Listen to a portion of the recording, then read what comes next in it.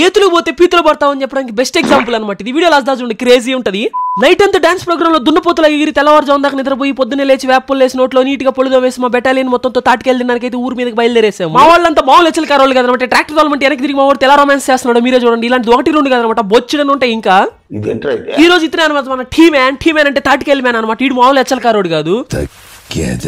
ఇవే తగ్గించుకుంటే మంచి. టీ మ్యాన్ పైకి వెళ్ళి తాటికెళ్ళి కొడుతుంటే వాడిని అయితే మామూలుగా ఆడుకోవట్లేదు మేము కింద నుంచి. టీ మ్యాన్ కాయలు కొట్టమంటే ఆకులు కొడుతున్నావు నువ్వు కొట్టుకోకు.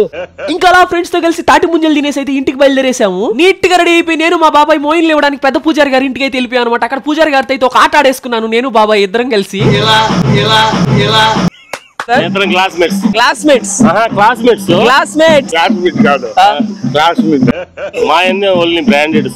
ఓన్లీ బ్రాండ్స్ ఏం మాట్లాడుతున్నావురా?